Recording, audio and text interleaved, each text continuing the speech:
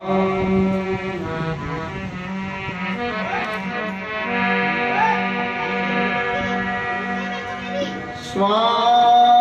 श्वास मेरा भज, श्वास प्रथा मत खोए, ना जाने इस श्वास का आन हो न हो। राम सुमिर मन बावरे, चलना है भवतीर, बार बार मिलता नहीं मानुष देह शरीर। राम नाम की औषधि खरी नियत से खाए, अंग रोग व्यापे नहीं महारोग मिट जाए।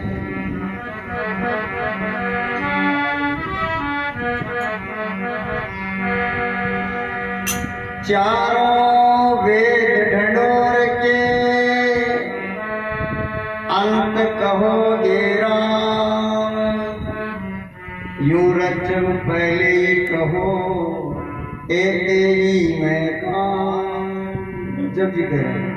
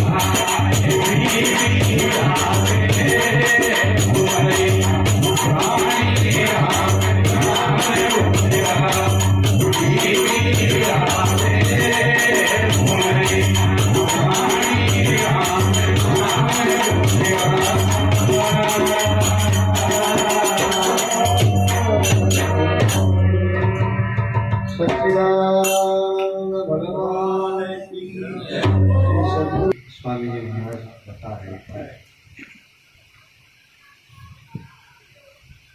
अध्यात्म रामायण में बताया गया है, रघुपति राम रमापति रामा, आप ही ब्रह्म व्यापक सब धाम। रघुपति राम रमापति रामा, आप ही ब्रह्म व्यापक सब धाम। वही राम जो है अनेकानेक उपाधियों को धारण करते हुए भी, उपाधियों को न धारण करते हुए भी वो सर्वव्यापक सबके अंदर समाया हुआ है। उसी राम का कथन गोस्वामी जी बाल कांड में कर रहे हैं। बिनु पद चलई सुनई बिनु काना, बिनु कर कर्म करई विधि नाना, आनंद रहित सकल रस भोगी, बिनु बानी बदता बड़ जोगी, तन बिनु परस नयन बिनु देखा, ग्रह ध्यान बिनु पास अशेषा, असी सब भांति अलौकिक करनी, महिमा जासु जाय नहीं वर्णनी। दयाल महाराज की कह रहे हैं, एक राम के नाम में जीव की जलन में जाए, दादू कहते पचमुए कर कर बहुत उपाय।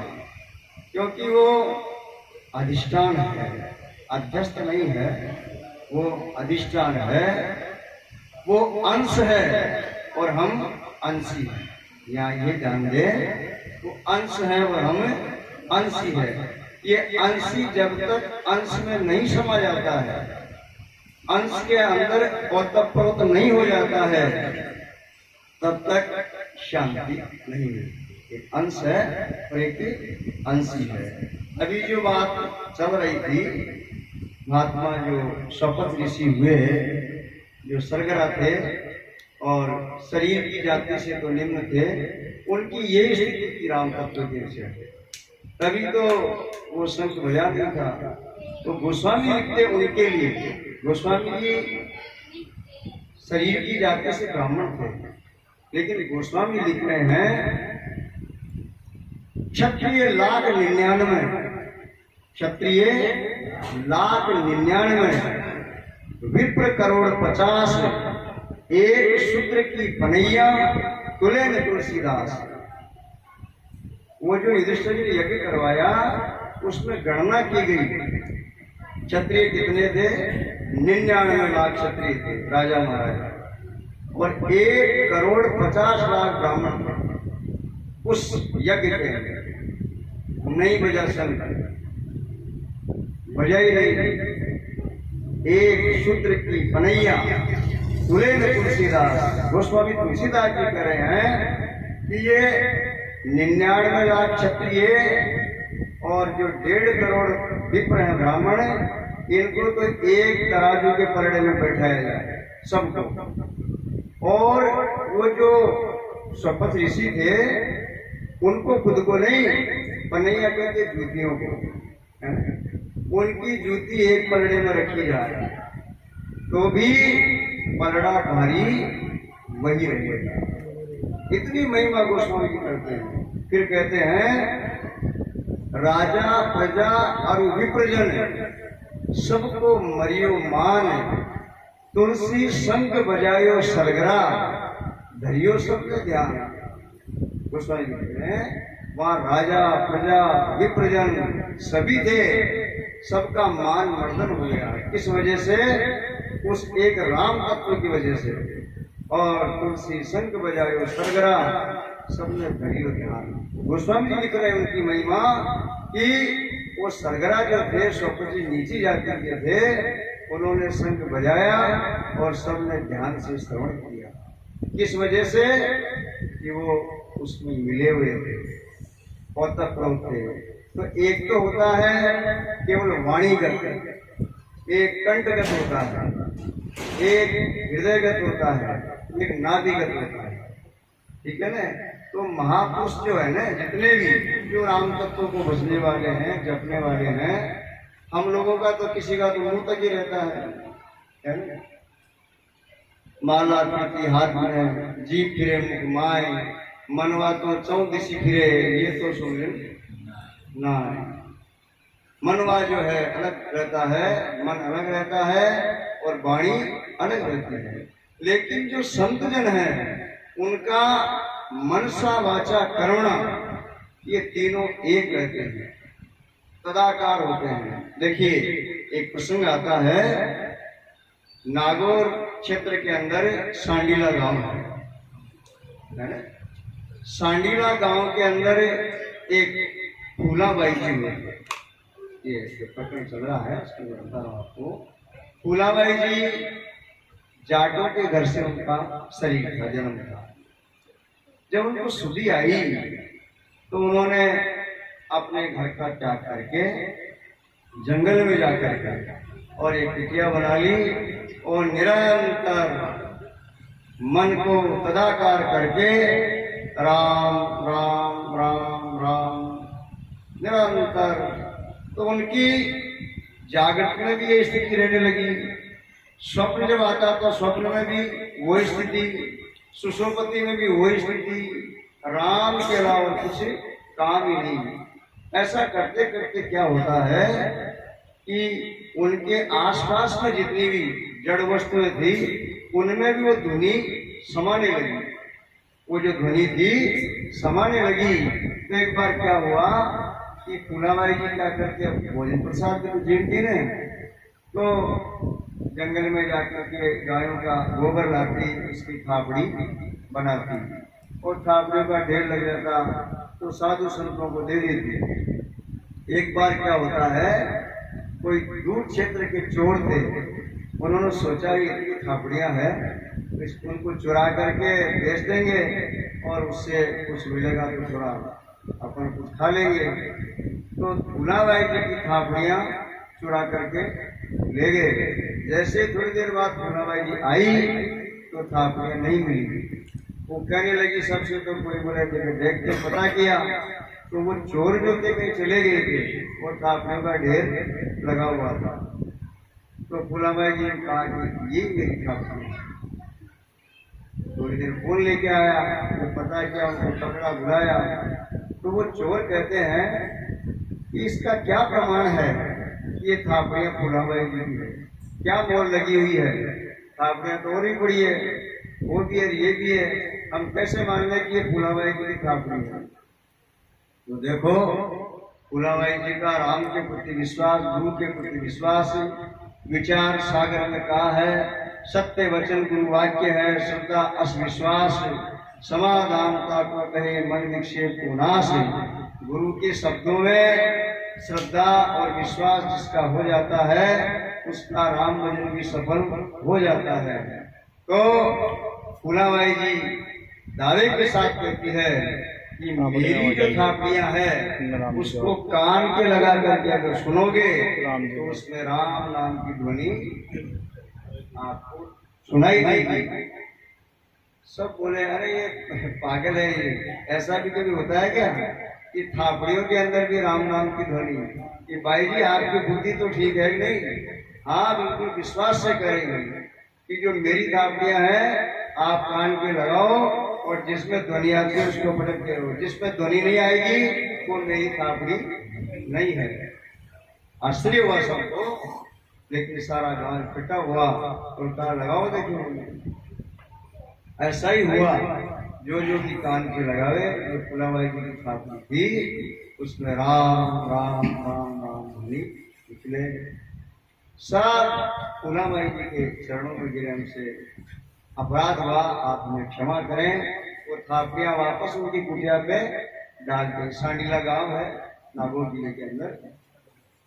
अब क्या होता है कि ये बात फैलते फैलते जोधपुर दरबार के पास भी पहुंच गई और कहा कि आपके क्षेत्र में ऐसी भक्त है, ऐसी भाई जी है कि वो खुद तो राम नाम की ध्वनि निकालती है लेकिन उसकी तो थापड़ियों में राम का नाम लेते।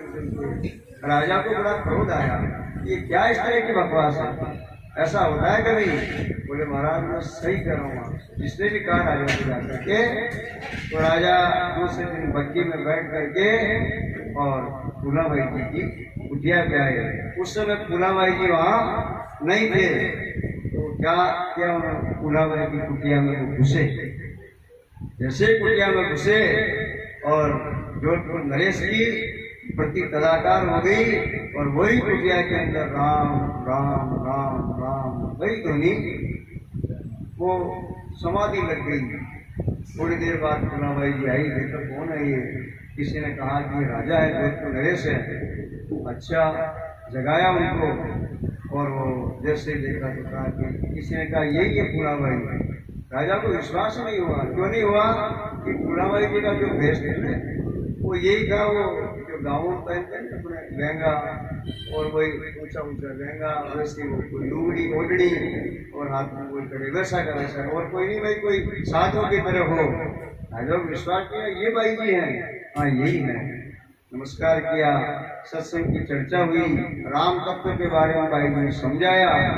राजा इतने प्रसन्न हुए, कहा कि भाई जी आप रनिवास में पधारो, और जो हमारी रानियां हैं ना ये सब जो राजसी भोजन है उसको खा खा करके सोती रहती है, कुछ करती नहीं है। उनका मार्गदर्शन करो, उनको उपदेश करो कि ठीक है मैं 1-2 दिन बाद आ जाऊंगी। 2-3 दिन बाद में पूर्णाबाई जी गए तो वो तो बेस तो वही था। वो जैसे गए तो उन्होंने रानियों ने देखा ये कोई पागल है, हंसने लगी जोरदार देख करके, ये ऐसे कैसे कुछ भी आगरवाल में निवास में कैसे आ गई। तो वो जब रानियां हंसने लगी तो पूर्णाबाई जी भी हंसने लगे और कहती क्या कहती हैं, गहणो गाटो तन की शोभा, काया काचो भांडो, फूला केले बैठे काई राम भजोए रांडो। पूर्णाबाई जी कहती है अरे जिसको देख के हंस रही हो, ये मिट्टी का बर्तन है, ये कच्चा भांडा है, ये फूट जाएगा एक दिन। थाली क्यों बैठी हुई हो, आपका भी फूटेगा, सबका रहना वाला नहीं है ये बाहर से चमक दमक है। जिसके लिए आए हैं उस राम का भजन करो। इतना कहते ही वो तो लगता है शब्द या तो किसी सूर के लगता है या संत के लगता है, शायर के नहीं लगता है। और वो सब पूर्णाबाई जी की शिष्या बन गई, राम तत्व में वो पारंगत हो गए। तो ऐसी जो महिमा है, 4 प्रकार के इसके जप के प्रकार बताए गए हैं, वो आपको बता देता हूँ, अभी शंका होगी फिर किसी को। अब आप किस तरह का कर रहे हैं, तो जप के 4 प्रकार बताए हैं राम तत्व को जपने के। सबसे पहला तो है वाचिक, जिसके अंदर आवाज निकले, जिब्या होठ कंठ ये व्यंजन सामग्री शामिल रहे, आप स्वयं भी सुनो और दूसरे भी सुने, ये वाचिक जाप कहलाता है। सबसे प्रथम जो प्रथम श्रेणी के हैं कुछ नहीं कर सके तो वाचिक जाप उनको करना चाहिए। गंगा के अंदर आप मन से डुबकी लगाओ या बेमन से डुबकी लगाओ, और कुछ नहीं करेगी तो शीतलता तो देगी, ठंडक तो देगी ही, और कुछ नहीं होगा कल्याण, तो ठंडक तो देगी। ऐसे ही कहा भी है ना, तुलसी अपने राम को रीझ बिजो चाहे बीज, उल्टा सीधा नीचे बड़े खेत में बीज करो तो सही। वो वाल्मीकि जी का कैसे हुआ, उल्टा नाम जब नाम जाना, वाल्मीकि वे ब्रह्म समाना, वो भी उल्टा ही तो जप रहे थे, लेकिन भाव में उल्टापन नहीं था, सब उल्टा हो गया। तो कहा सबसे प्रथम जो प्रकार है वो वाचिक है, आप मुझसे लीजिए, और कुछ घटेगा भी नहीं, बिगड़ेगा भी नहीं। और देखो अभी पहले बात चल रही थी, हमारे पहले पूर्व में ऐसा था कि माताएं बहनें पुरुष वर्ग खेती करने वाले जो भी काम करते थे सब किसी न किसी रूप से भजन गाते थे, राम राम करते थे। माताएं बहनें की बात चल रही थी, वो किचन की रसोई में भी राम राम करते भोजन बनाती थी, और बच्चे को अगर सुला रही है तो भी राम नाम की लोरियां देती थी, अगर चक्की चला रही है तो भी कुछ हरजस गा रही है। तो वो कण जो है वो अन्न है वो भी शुद्ध होता था, और जो उसको खाता था उसके अंदर भी राम तत्व का उद्गार होता था। अभी तो ये संत कथावा से कहते हैं मुझे भी बड़ा अच्छा लगता है कि भाई पहली रोटी जो है ना गौ माता को देनी चाहिए, लेकिन गौ माता को लेने के लिए पत्ती को देती है तो वो भी गाय बना हुआ रहता है, ऐसा ही कहते हैं। गाय की रोटी भी उसको दे देती है तो वो बेचारा गाय बना हुआ रहता है, कुछ नहीं कहता भाई ऐसा करो वैसा करो, ये ऐसे कथावाचक बोलते हैं, सुनता हूँ मैं भी, ठीक ही कह रहे बेचारे, गाय का हिस्सा भी इसको खिला देते हैं सारा। तो सबसे पहला वाचिक जाप। दूसरा उपांशु। उपांशु कहते हैं जिसमें होठ तो हिले लेकिन आवाज नहीं है, ये उससे ऊंचा है, उसमें केवल होठ हिलते रहे लेकिन आवाज बाहर नहीं जाए, अंदर ही अंदर। ये दूसरा नंबर का, उससे श्रेष्ठ बताया गया है। तीसरा मानसिक। मानसिक में होठ हिलना भी बंद हो जाए, केवल मन से ही सुमिरन करे, मन से ही जाप करे। और चौथा जो है वो है अजप्पा, उसमें करने धरने की कुछ आवश्यकता नहीं है, धीरे धीरे धीरे आपका ये क्रम बन जाएगा तो आप स्वतः ही नींद में भी वही स्थिति रहेगी और जागृत में भी वही रहेगी। ऐसे राम तत्व को जो आत्मसात कर लेता है वो राम में ही हो जाता है। ऐसे राम तत्व को जो आत्मसात कर लेता है, वाल्मीकि वे ब्रह्म समाना। अचल राम जी महाराज में कहते हैं ब्रह्म वेता ब्रह्म होता है, इसमें नई कसर है, अचल राम अचल सदाई, आत्म अजर अमर है। वह आत्मा राम जो है उसके अंदर जो स्थित हो जाता है तो क्या है, दृश्य जो है और दृष्टा है, जब ठीक ढंग से परिणति हो जाती है तो दृश्य दृष्टा भाव हट करके और एक रूप हो जाता है। संत दादू दयाल जी महाराज के शिष्य हुए हैं रामदास जी महाराज, उनका वर्णन आता है कि वो पहले उनके जब शिष्य नहीं थे तो वो बैरागी संप्रदाय में थे, और बैरागी में नाम की महिमा रहती, नाम की तो सभी जगह महिमा रहती है, बस प्रकार अलग अलग होते हैं, तरीका अलग अलग होता है।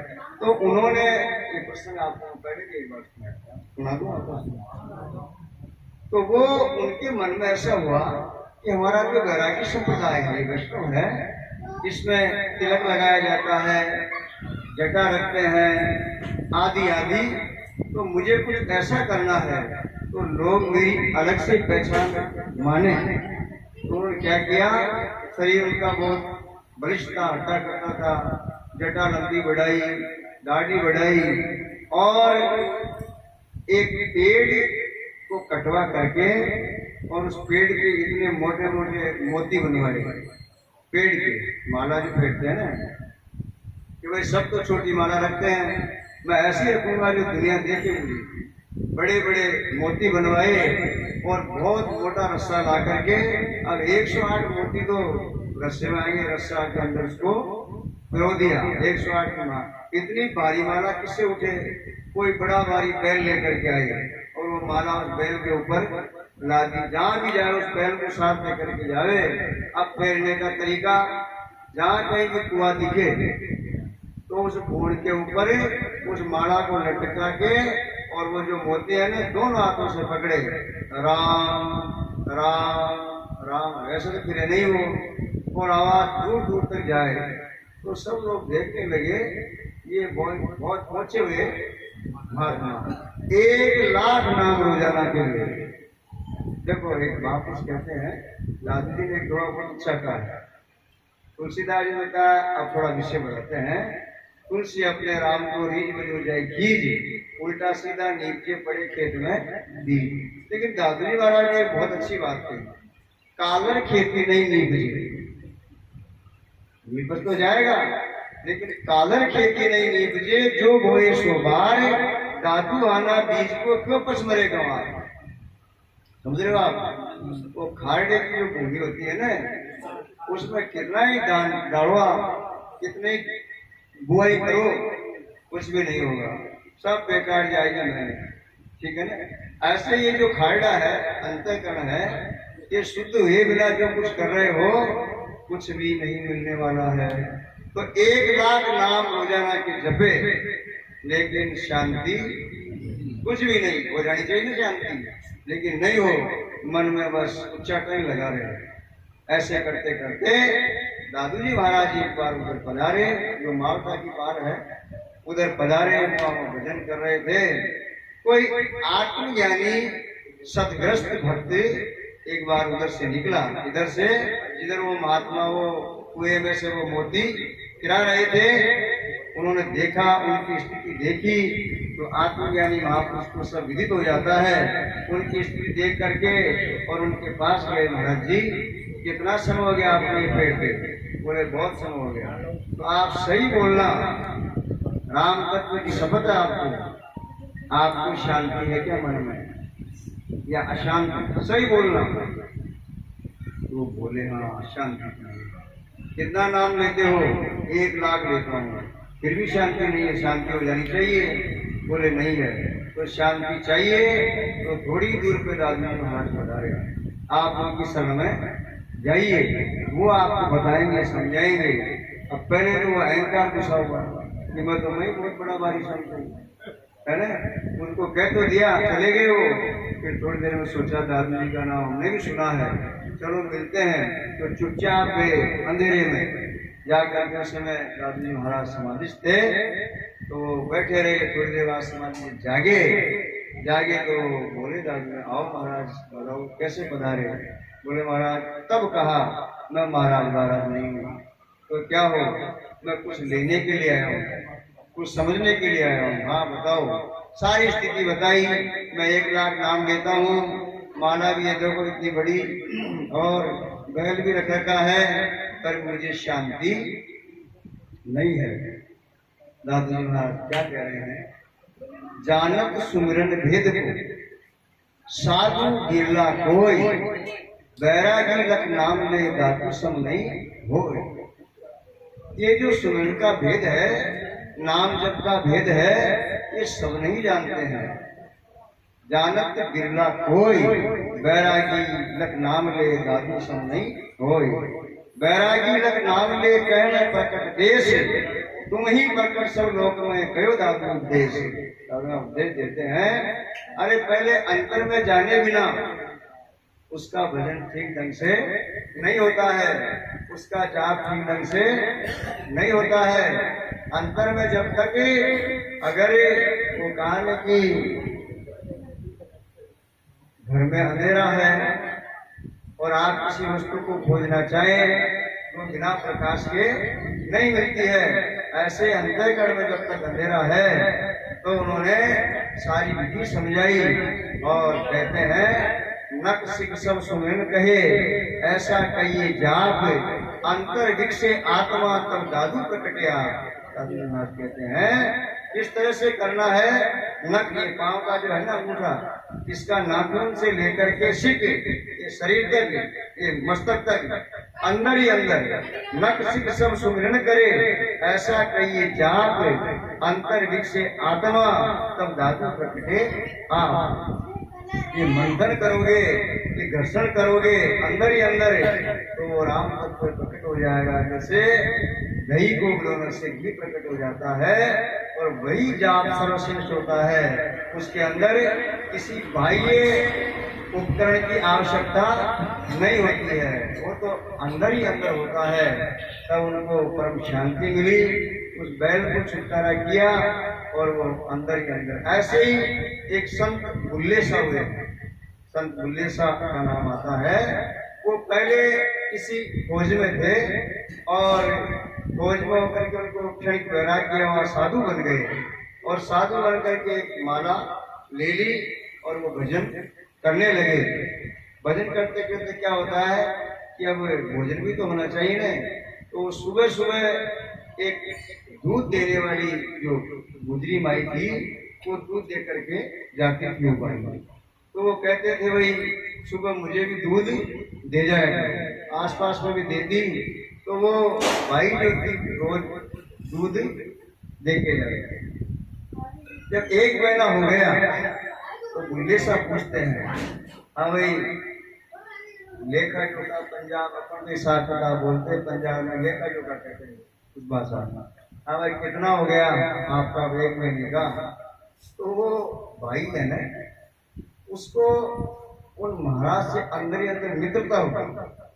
ये अच्छे संत है, अंदर मित्रता हो गई।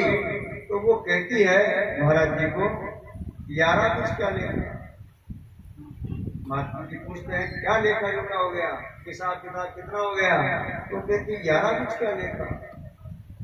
इतना सुनते ही वो कहती है कि भाई जब मित्रता हो ही गई तो फिर काय का हिसाब किताब, एक ही तो है, आप अलग थोड़े ही है। इतना सुनते ही बुल्ले शाह जो है उन्होंने माला फेंकी एक ढंग से और अंदर ही अंदर पश्चाताप करने लगे। अरे जब एकता हो ही गई है तो काय का हिसाब किताब, 1 माला हो गई, 2 माला हो गई, 10 माला हो गई।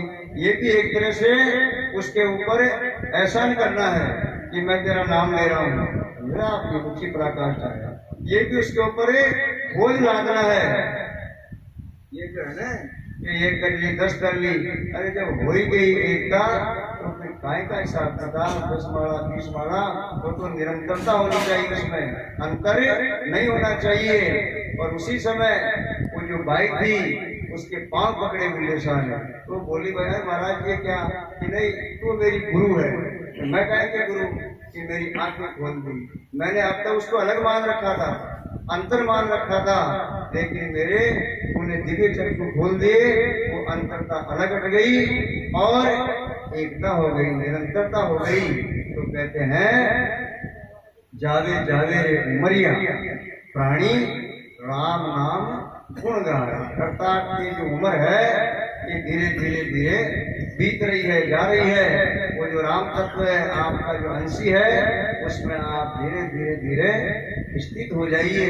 2 दिनों का जीना जगत में करता बहुत उपाय, सिर पर काल ताक रहे तेरे बाँ पकड़े ले जाए। ये तो सबकी स्थिति है, सब जाएंगे, भाई बंधु कुटुंब कबीला सब यहीं रह जाए। सत्य संगत भाव और भक्ति ये शुभ कर्म कमाए। ये सब यहीं पे मिले हैं और यहीं सब बिछुड़ जाएंगे। साथ क्या है, वो परमात्मा का सत्संग, उसकी भक्ति, यही हमारे साथ रहेंगे। साथ झूठ का लेखा लेवे धर्म राय में जाए, बीजड़ दास फिर पछताए अब क्या कर्म कमाए। अरे जब तो सिलेंडर के अंदर पूरी गैस खत्म हो जाती है फिर क्या स्थिति होती है सिलेंडर की, है? ये सब माता मैंने रात खड़ा कर देती है, अब रोटी वोटी नहीं बनेगी तो गैस ही नहीं रही, इसमें कुछ नहीं आएगा, उसको लौटा देते हैं इधर उधर। ऐसे ही सुंदर लोग कुटुंब सभी रहते दास हुजूर, प्राण गए लगे कैन को काटो करते दूर। ये प्राण देवता जब तक इसमें है इसकी कीमत है। सब बोलते चलते हैं, प्रेम करते हैं, और प्राण देवताओं के निकलते ही काटो करते सब कोई भी नहीं रखना चाहता है, चाहे कैसा भी शरीर हो, सब मिट्टी में मिला देते हैं। इसलिए तो एक ही है और राम तत्व उसमें स्थित हो जाना चाहिए। बस यही सत्संग है। बोलो सच्चिदानंद।